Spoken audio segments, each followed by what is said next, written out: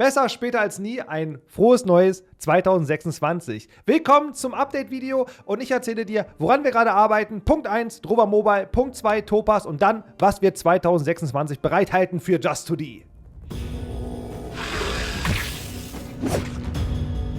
Erster Punkt, wir arbeiten gerade an Drover Mobile und da haben wir uns entschieden, natürlich mit der Steuerung zu beginnen, denn es ist das Wichtigste überhaupt. Und die Steuerung ist anders wie bei PC und Konsolen, das heißt, wir haben alles komplett weggeworfen und haben ein neues System geschrieben, wie genau die Steuerung in Drover funktionieren soll. Hier siehst du eine Aufnahme, wie Drover Mobile aktuell bei uns aussieht. Das heißt, unten rechts ist natürlich der Fokus, denn da ist das neue Herzstück der Steuerung, denn diese können per Touch aktiviert oder bedient werden. Sprich Interaktion, Waffe ziehen, Waffe wechseln, Zaubern oder sogar der Untersuchungsmodus sowie Ausweichen werden hier dargestellt.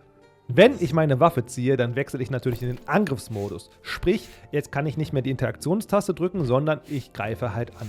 Fähigkeiten und Angriffstasten können aber auch gezogen werden, damit du selber zielen kannst. Ansonsten richtet sich normalerweise der Charakter immer auf den nächstgelegenen Gegner. Sprich, wenn man selber aimen möchte, kann man das selber tun, aber wir haben auch ein Auto-Aim-System eingebaut. Dann haben wir noch kleine Änderungen vorgenommen, wie zum Beispiel links haben wir die Quickbar ein bisschen anders sortiert und oben rechts findet man das Menü-Button, denn es gibt natürlich bei Mobile nicht die Funktion, mit Shortcuts irgendwas zu öffnen, wie es zum Beispiel bei Controller oder bei Tastatur und Maus ist. Dementsprechend haben wir da Buttons eingebaut. Das ist so Thema Steuerung und Mobile, woran wir gerade gearbeitet haben. Uns würde natürlich sehr interessieren, wie gefällt dir das? Hast du schon Mobile-Erfahrung? Hast du schon Mobile-Spiele gespielt? Hast du vielleicht eine coole Idee, wie man es anders machen kann? Schreib es auf jeden Fall unten in die Kommentare. Wir sind noch fleißig am Sammeln. Punkt Nummer 2, Topaz. Wir haben weiter an Topaz gearbeitet und haben dort die Prä-Alpha abgeschlossen. Und die Prä-Alpha war dafür da, dass wir herumexperimentieren konnten, was lief gut bei Drover, wo gab es Probleme, was war für Feedback da, wo haben wir Probleme gesehen, was wollen wir einfach verbessern und anders machen. Und da haben wir relativ viel herumexperimentiert, was das Worldbuilding angeht,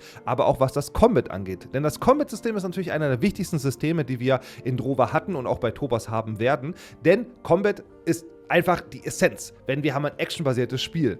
Und dementsprechend haben wir eine neue Version für uns gemacht, wie wir uns das Combat vorstellen können. Und da lade ich euch ein, am 17.02. um 20 Uhr werden wir live auf Twitch Entwickler-WG das streamen und werden euch zeigen, was wir für Ideen hatten, wie das neue Combat-System aussehen könnte und möchten gerne euer Feedback dazu wissen. Deswegen lade ich euch herzlich ein, 17.02. schreibt es euch auf 20 Uhr im Kalender. Ich freue mich drauf. Das eine Jahr ist vorbei, das neue Jahr beginnt 2026. Und was steht 2026 jetzt bei uns an? Natürlich steht bei uns an der Mobile Release. Und des Weiteren haben wir noch Sprachen, zum Beispiel Polnisch, Spanisch, traditionelles Chinesisch, welches auch dieses Jahr noch veröffentlicht wird. Und natürlich werden wir euch hier News zu Topaz geben. Was genau ist Topaz? Wie genau funktioniert es? Was wird es werden? Das alles zeigen wir euch hier bei YouTube. Deswegen freue ich mich auf diese Reise mit euch und ich wünsche euch einen wunderschönen Tag. Damit bin ich raus. Euer Chris.